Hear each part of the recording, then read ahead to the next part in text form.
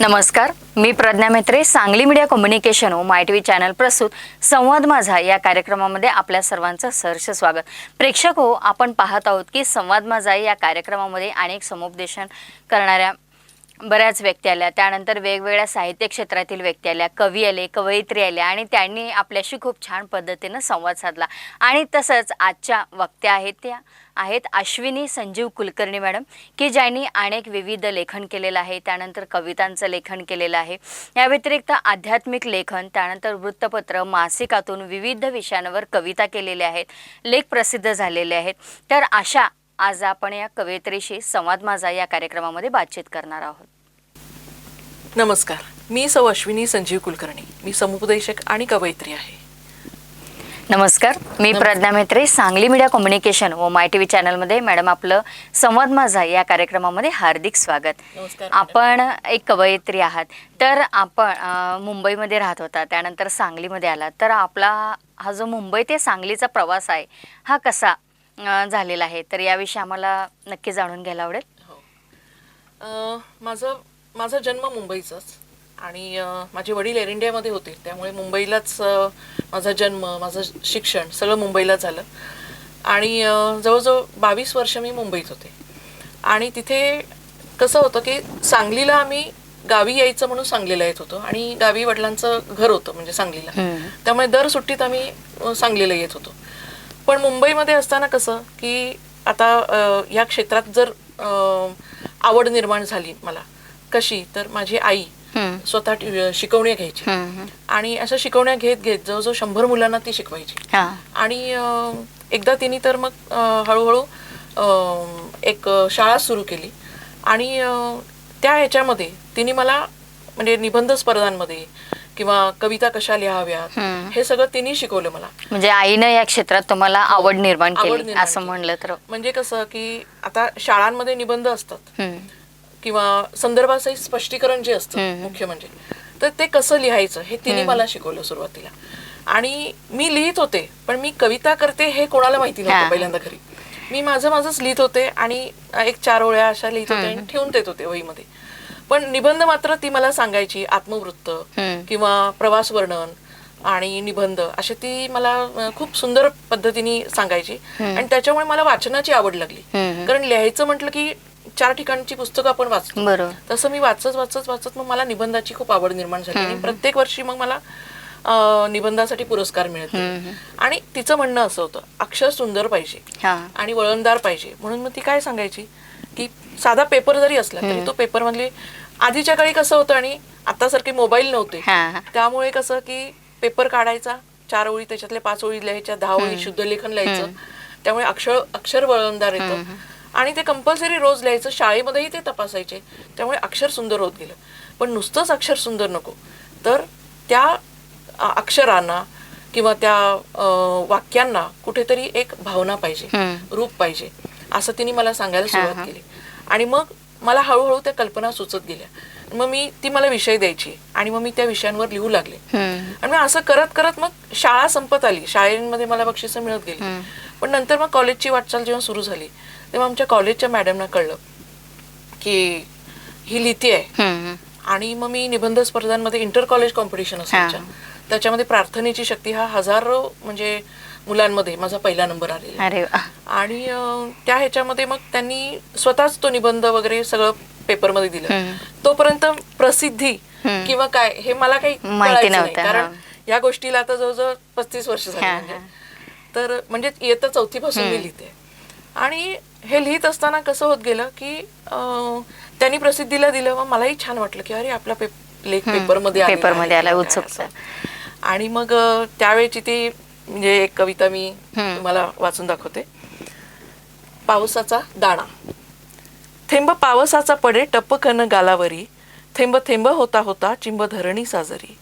थेंब पावसाचा पडे मेघ दाटून आले, रानातील जनावरे घरा परतून गेले. थेंब पावसाचा पडे, थेंब पावसाचा पडे, कधी गार मंद वारा, अंग अंग रोमांचले किती आसुसली धरा. थेंब पावसाचा पडे, थेंब पावसाचा पडे, थेंब टपोरा टपोरा, कधी तुफान हा वारा, कधी गार गार गारा. थेंब पावसाचा पडे, चिव चिव चिमणाबाई. थेंब पावसाचा पडे, चिव चिव चिमणाबाई, पाहुणा कावळा तो विचारात गडून जाई. थेंब पावसाचा पडे खेळ ऊन पावसाचा, इंद्रधनु सप्तरंगी आविष्कार निसर्गाचा.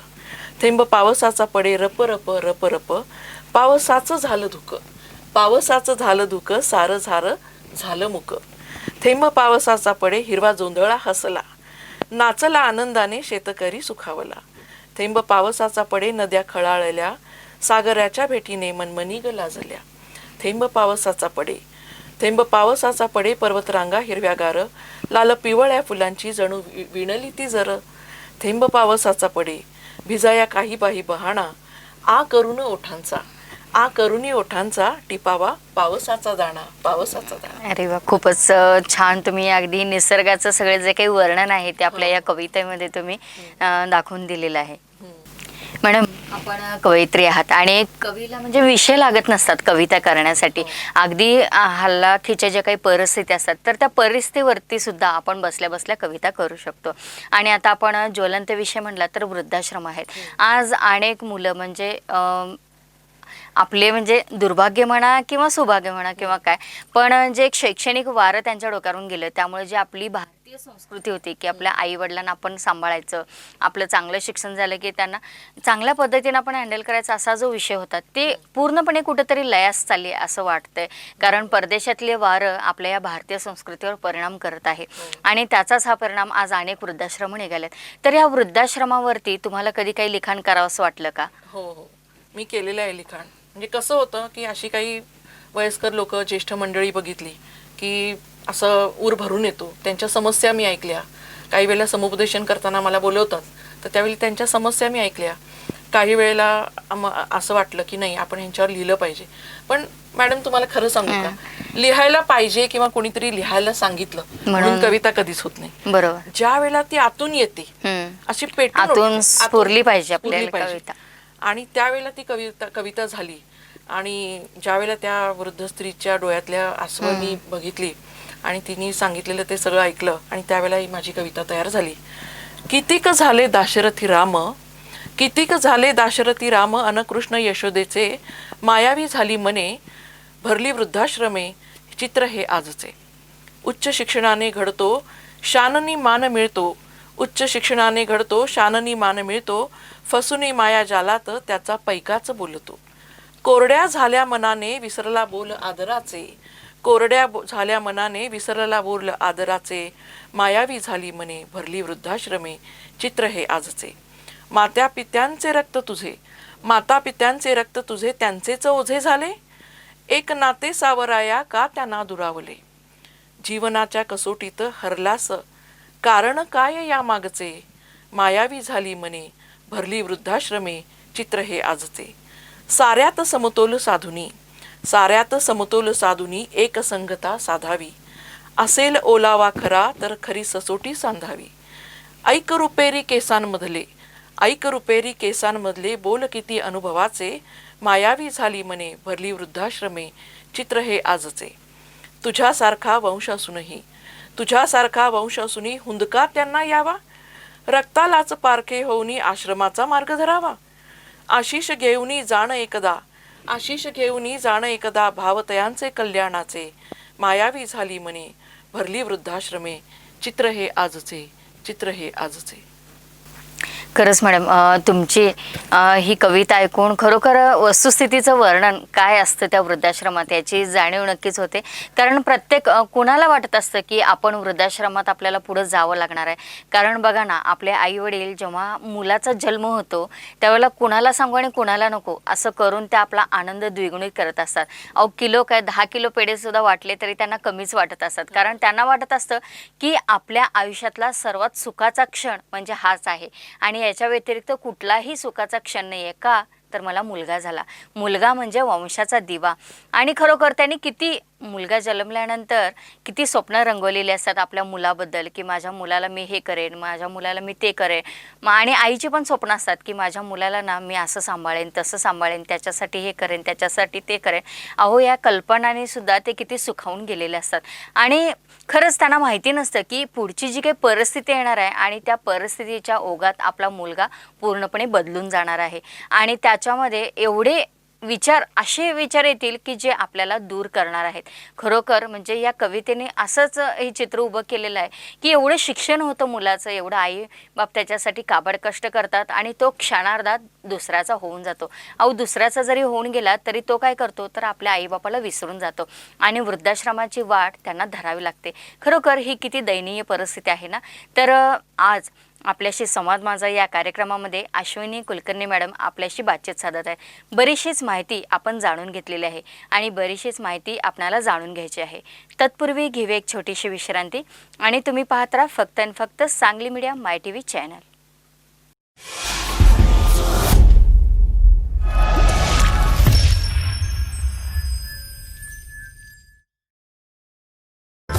बार बार दिन ये आए, बार बार दिल ये गाए, तू जिए हजारों साल ये हमारी आरज़ू. Happy birthday to you, happy birthday to you. मित्र हो, अशा आनंदमय शुभेच्छा तुमच्या कुटुंबियांना, प्रियजनांना आणि मित्रपरिवाराला जर पाठवायचे असतील तर एवढंच करा, 8 दिवस अगोदर त्यांचा एक फोटो आमच्या व्हॉट्सअप क्रमांकावरती पाठवायला विसरू नका. आयुष्यमान भव या माय टी व्हीच्या कार्यक्रमासाठी दररोज सकाळी 8, दुपारी 1 आणि रात्री 10 वाजता पाहत राहा माय टी व्हीचा आयुष्यमान भव हा कार्यक्रम.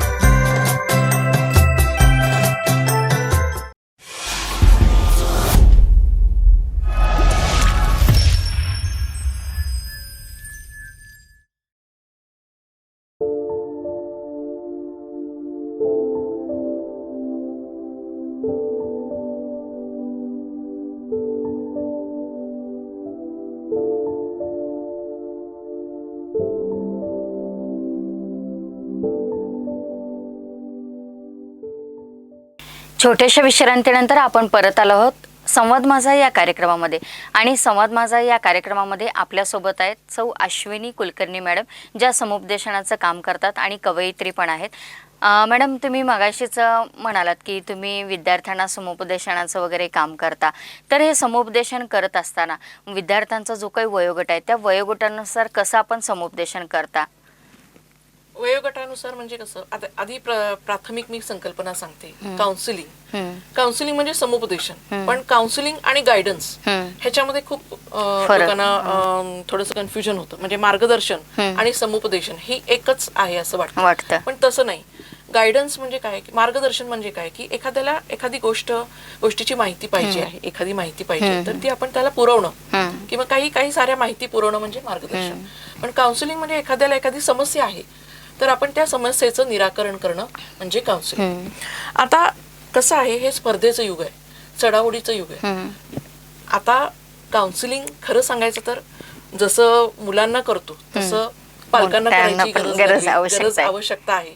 कारण का तर पालक काय करायला लागले की माझा मुलगा पहिला आला पाहिजे, माझ्या मुलाला पैकीच्या पैकी मार्क मिळाले, एक बर्डन त्याच्यावर लादलं जातंय. म्हणजे आपल्या ज्या काही आशा आकांक्षा आहेत त्याच्यावर लादल्या जातं. तसं करू नये. किंवा काय आपल्या थोडंसं 1ली ते 10वी असं जर बघितलं आपण, आपल्याच मुलाचं रिवाइंड करून तो MTS मध्ये भाग घेतला होता का त्यांनी परीक्षेमध्ये, त्यांनी टॅलेंट सर्च परीक्षा दिली आहे का, त्यांनी स्कॉलरशिप परीक्षा दिलेली आहे का, हे जर आपण बघितलं तर आपल्याच मुलाचा आपल्याला अंदाज येऊ शकतो की हा आपला मुलगा एवढ्या मेरिटचा आहे. त्यामुळे मग काउन्सिलरची गरज सुद्धा लागणार सांगायचं. बरोबर.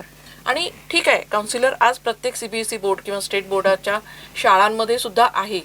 पण तिथे जर असा जर विचार केला की बाबा माझा मुलगा 98% त्या मुलाला मिळाले आणि माझ्या मुलाला 45% मिळाले, 60% मिळाले, तर हे जे कंपॅरिझन आहे ते करू नये. कारण प्रत्येक मूल हे वेगळं असतं. प्रत्येक मुलात आता एखादा मुलगा चित्रकलेत हुशार असेल, हस्तकलेत हुशार असेल, खेळामध्ये हुशार असेल किंवा एखादा मुलगा साहित्यात हुशार असेल, तर प्रत्येकाचं फील्ड हे वेगळं आहे. त्यामुळे कुणीही कंपॅरिझन करू नये. आपल्या पालकांनी त्याला विश्वासात घेऊन चांगलं मार्गदर्शन करावं.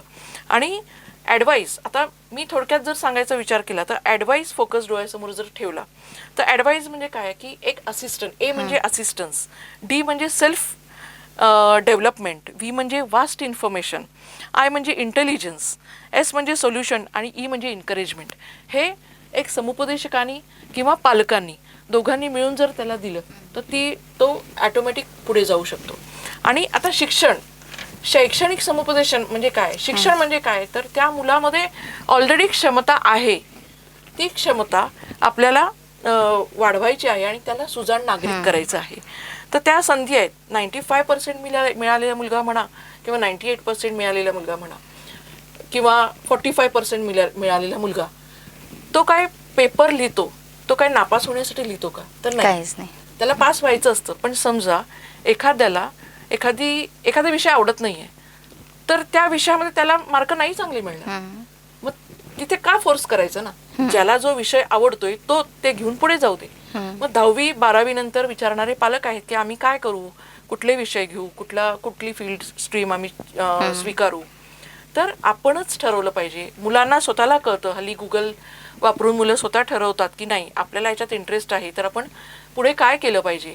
BA BCom, आता तुम्हाला सांगते की जसं सायन्स घेऊन इंजिनियर होतात किंवा हे होतात, डॉक्टर होतात, हे एक म्हणजे खूपच म्हणजे ही स्पर्धा आहे की नाही माझा मुलगा डॉक्टर का नाही, माझा मुलगा इंजिनियर का नाही, किंवा एक हे झालेलं आहे की नाही त्यांनी ते व्हायलाच पाहिजे. अशा गोष्टी न करता BCom झाल्यावर सुद्धा MCom करता येतं, MBA करता येतं, कुठेतरी तो डायरेक्टर म्हणून चांगल्या एखाद्या मोठ्या कंपनीमध्ये लागू शकतो. BA करून वेगळ्या आपण वाङ्मय शिकू शकतो. अशा वेगळ्या फील्ड आहेत. सायन्स घेऊन सुद्धा BSc MSc करून सुद्धा किंवा इकडे कृषी क्षेत्रात सुद्धा आपल्याला वळता येतं. अशी इतकी फील्ड आहेत की आज इतक्या संधी आहेत. ठीक आहे, एखाद्या विद्यार्थ्याला एखाद्या विषयात कमी मार्क पडले किंवा एखादा विद्यार्थी नापास जरी झाला तरी त्या पालकांनी त्याचा फार मोठा इश्यू करू नये. आपल्याला हे कमी आहेत का तुम्ही सांगा. ड्रीम बघायला एक्सपायरी डेट नाही, बरोबर. त्यामुळे स्वप्न आपण मोठी बघायला पाहिजे. ठीक आहे, त्याला 10वीला कमी मार्क पडले, ज्याच्यात त्याला इंटरेस्ट आहे त्याच्यात त्याला पुढे जाऊ दे आणि तो नक्की यशस्वी होईल. आणि मुख्य म्हणजे मला एक गोष्ट आवर्जून सांगावीशी वाटते की आज हे ट्युशनचं फॅड जे झालेलं आहे, क्लासेसचं, क्लास घेतात, जातात, मुलं पुढे येतात, ठीक आहे, मला नावं नाही ठेवायची, पण सेल्फ स्टडी हा जो आहे, पुस्तकाबाहेरचं कुठलंच कधीच परीक्षेत येत नाही. तर तो सेल्फ स्टडी करणं, स्वतः नोट्स काढणं, स्वतः अभ्यास करणं हे खूप महत्वाचं आहे. मग ती व्यक्ती यशस्वी होतेच, नक्कीच होते. आणि त्यामुळे प्रेम, गायडन्स, चांगलंच मॉरल सपोर्ट हे जर दिलं मुलांना तर ती मुलं पालक म्हणून आपण मुलांना जेव्हा देतो ती मुलं नक्की यशस्वी होतात. आणखीन एक मला गोष्ट सांगावीशी वाटते की आज मुलांच्या लाईफमध्ये, आजच्या मुलांच्या लाईफमध्ये डिस्ट्रॅक्शन खूप आलेलं आहे. मोबाईल आहे, TV आहे, सोशल मीडिया आहे. मग ही मुलं काय करतात की चंचल स्वभाव झालेला आहे त्यांचा, कॉन्सन्ट्रेशन होत नाही. मग थोडंसं ध्यानधारणा करा, थोडंसं मेडिटेशन करा. हे मी सांगते, मेडिटेशननी मन शांत होतं. आपण एक जागा, एक दिशा यावेळेला जेव्हा बसतो रोज, त्यावेळेला काय होतं की तिथे आपलं एक एन्व्हायरमेंट तयार होतं, तिथे एक व्हायब्रेशन तयार होतात आणि ते व्हायब्रेशन आपल्यासाठी खूप चांगलं काम करत असतं. मला हे सांगायला जास्त आवडेल. म्हणजे मॅडम, आपण आज अनेक वेगवेगळ्या विषयांवरती कविता लिहिलेल्या आहेत, त्यानंतर पुस्तक पण आपलं प्रकाशन झालेलं आहे. तर आपले आदर्श असणारे कवी आणि कवयित्री कोणते? मला शांता शेळके मॅडमच्या कविता खूप आवडतात. त्याच्यानंतर बालकवींच्या कविता, त्र्यंबक बापूजी ठोंबरेंच्या, सुरेश भटांच्या गझल, त्याच्यानंतर मंगेश पाडगावकरांच्या, म्हणजे सहज सुंदर जे आहे, जे पटकन जे त्यांनी लिहिलंय ते आपलंच आहे हे वाटतं, ते मला भावतं. आणि तशीच एक कविता मी केली आहे, ती मी म्हणून दाखवते. मी भाकरी करत होते, म्हणजे जसं शांता शेळकेंचं आहे तसेच मला लक्षात एकदम मला सुचली ती कविता. भाकरीचा चंद्र मिळण्या भौतिका झिजावे लागते, भाकरीचा चंद्र मिळण्या भौतिका झिजावे लागते, अंतरीचा चंद्र कळण्या आत्म शोधावे लागते. चंद्र मिळूनही भौतिका पेटते देहाची आग, आत्मशोधार्थ देह होतो देहातही विराग. शोध सारे भौतिकाचे न संपणारे भोग हे, शोध सारे भौतिकाचे न संपणारे भोग हे, चंद्र मिळता अंतरीचा तृप्त सारे रोम हे. भौतिकाचा हा पसारा मांडला आवरेना, भौतिकाचा हा पसारा मांडला आवरेना, अंतरीचा चंद्र माझा आता मला सोडवेना. थोडंसं हे कॉम्बिनेशन आहे, आध्यात्मिक आणि हे रोजच्या आपल्या जीवनातलं म्हणजे मी हे करतेय, भाकरी थापतीये, मला झिजावं लागतंय, पण माझ्या अंतरीचा चंद्र पण मला शोधायचा आहे, असं हे कल्पना करून एक काव्य केलेलं आहे मी. यानंतर परिस्थिती जी असते ती माणसाला लिहितं करते का, आणि करत असेल तर याविषयी काय सांगाल आपण? हो, परिस्थिती माणसाला लिहितं करते असं मी माझ्या अनुभवावरून सांगते. आता प्रत्येकजण लिहितो असं नाही आहे, प्रत्येकजण वेगवेगळ्या अँगलनी बघू शकतो, पण मला असं वाटतं की परिस्थिती आपल्याला लिहायला भाग पाडते. ज्या वेळेला मी लिहिते त्यावेळेला मला खूप हलकं वाटतं, कारण कविता किंवा लेख किंवा लिहिणं हा माझा श्वास आहे असं मला वाटतं. आणि जे लिहिते ते जेव्हा लिहिते म्हणजे सगळी कामं सोडते आणि मी ते लिहिते आणि मला तेव्हा बरं वाटतं. खूप वेळेला असं वाटायचं की नाही, आपण उदास झालोय, आपण लिहून काढावं, आपण आनंदी आहे, आपण लिहून काढावं. मग हे लिहित असताना कधी कविता म्हणजे नुसतीच कविता नाही आहे, तर ती माझी सखी आहे, ती माझी कधी आई होते, कधी वडील होतात, तर कधी माझे भाऊ बहिणीही होतात. ही कविता म्हणजे साधं सुद्धा व्यक्तिमत्व नाही आहे हे माझ्यासाठी. आणि मग हळूहळू मला काही म्हणजे जीवनामध्ये असे काही टप्पे येतात की कुठेतरी एक पॉज मिळतो किंवा एक टर्न मिळतो, आणि त्या ह्याच्यामध्ये मी थोडीशी नर्वस पण होत होते कधीतरी. त्यावेळेला माझ्या कुठेतरी निराशादायक कविता पण व्हायला लागल्या. मग मला असं वाटलं की नाही, आपण कुठेतरी असं डिप्रेस होऊन चालणार नाही. मग माझ्या कवितांनीच म्हणजे कविता जरी सुरुवातीची माझी पॉझिटिव्ह असली, निगेटिव्ह असली किंवा उदासीन असली, तरी माझ्या कवितेनीच मला सोल्युशन दिलं आणि तिने पॉझिटिव्ह दिशा दाखवली मला. त्यामुळे मी तेव्हापासून ठरवलं की माझ्या कविता ह्या सकारात्मक करायच्या. कारण आपण जेव्हा नकारात्मक विचार करतो, म्हणजे हा सायन्सचा रूल आहे, जेव्हा नकारात्मक विचार करतो त्यावेळेला आपण आपल्या भोवती आणि आपल्या वातावरणाभोवती एक वलय तयार करत असतो. त्यामुळे जरी सुरुवात आपण निराशावादी केली तरी शेवट हा आशावादी करायचा, आणि ज्या गोष्टी आपण भोगलेल्या आहेत त्या इतरांना त्याच्यातून आपण मार्गदर्शन करायचं की तसं होऊ नये, किंवा त्यांना प्रेरणा द्यायची. आपल्या 4 मौलिक शब्दातून आपण त्यांना प्रेरणा द्यायची, आणि हे कवितेच्या माध्यमातून मला शक्य व्हायला लागले हळूहळू. आता तर विचार केला तर अशा काही परिस्थिती येतात की मुलींमध्ये किंवा मुलींना किंवा शाळांमध्ये वगैरे किंवा बसमध्ये चढल्यावर की माणसं धक्का मारतात किंवा वाईट नजरेनी बघतात. तर तो आता सध्या जे करोना चाललेला आहे, तर तो करोना विषाणू घेऊन मी माणसातला एक विषाणू असा एक विषय कुठेतरी कंबाईन केला, आणि त्याच्याबद्दल एक कविता केलेली आहे मी. जीवाणू म्हणवून घेणारे विषाणू असं कवितेचं नाव आहे. स्वतःला जीवाणू म्हणवून घेतात काही जीवाणू, स्वतःला जीवाणू म्हणवून घेतात काही जीवाणू, पण ते खरे असतात विषाणूच, स्वार्थी विषाणू. कळतं या विषाणूंचं वागणं नि लबाडी, येतात अंदाज सगळेच. काही वेळेस हे विषाणू असतात अनुवंशिक, काही वेळेस हे विषाणू असतात अनुवंशिक, तर काही वेळेस संसर्गजन्य, तर काही वेळेस स्वतःच्या हिंस्र प्रेरणेने तयार झालेले. पण यांना कशाचंच काही नसतं. त्यांच्या विश्वात त्यांची व्याप्ती ते इतकी वाढवतात, त्यांचं स्वतःचं असं सैन्य ते तयार करतात. कित्येक विषाणू निरागसतेचे आव आणून कधी आघात करतात हे कळतही नाही. कधी आकाशातल्या चांदण्या मोजता येतील, पण हे दगाबाज अगणित विषाणू सोजवा त्याचे मास्क बांधून फिरतात, ते मोजताही येत नाहीत. स्वतःच्या स्वार्थासाठी अनेक गनिमी कावे करणारे, कूटनीती वापरून कारस्थाने करणारे, अनेक फुसक्या अस्त्रांसोबत शब्दास्त्रांचे वार करणारे हे विषाणू, जगण्याचं नूर नाश करू पाहणारे हे विषाणू, दुर्दैव त्यांचं त्यांच्या मनात गोकुळच नसतं. फक्त हाव असते स्वतःच्या अनेक विषय वासनांच्या तृप्ततेची.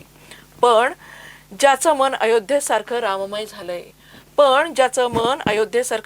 झालंय, ज्याच्याकडे संस्काराचे ब्रह्मास्त्र आहे आणि स्थितप्रज्ञ वृत्तीने विवेकी विचार व आचारांचं सामर्थ्य आहे, कोणते विषाणू त्यांचं काय करू शकतील? मग अगदी रावणासारखा आसुरी विषाणू कितीही अजस्त्र शस्त्र उगारू देत, त्या अस्त्राचा काही उपयोग नाही. ते उलटून परत त्यांच्याकडेच जाईल. खरंच खूप छान पद्धतीनं तुम्ही जे शोषण आहे आणि त्याला शोषणाला कसा विरोध होतो हे दोन्ही आभास या कवितेतून आपण सांगण्याचा प्रयत्न केलेला आहे. यानंतर साहित्य आणि निर्मिती साठी काय करणं आवश्यक आहे असं तुम्हाला वाटतं?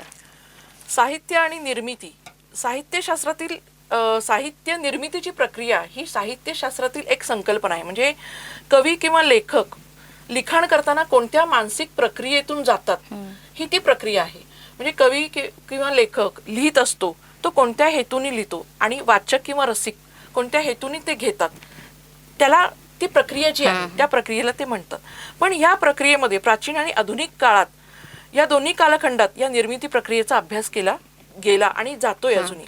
तर यात महत्वाचे घटक तुम्हाला मॅडम सांगते मी की ह्या साहित्य निर्मितीसाठी प्रतिभा, स्फूर्ती, उत्प्रेक्षा, कल्पना, भावनात्मकता, व्युत्पन्नता, अभ्यास आणि नवनिर्मितीची क्षमता या सगळ्या गोष्टीची आवश्यकता आहे. मॅडम, आज तुम्ही आमच्या स्टुडिओमध्ये आला आणि खूप छान पद्धतीने आमच्याशी बातचीत केली, त्याबद्दल मी सांगली मीडिया कम्युनिकेशन व माय टी व्ही चॅनलतर्फे खूप खूप धन्यवाद देते आणि पुढील वाटचालीसाठी आपणाला लाख लाख शुभेच्छा. तुम्ही पण मला इथे सांगली मीडिया कम्युनिकेशनमध्ये बोलून एक संधी दिली बोलण्याची, त्याबद्दल खूप खूप आभारी आहे.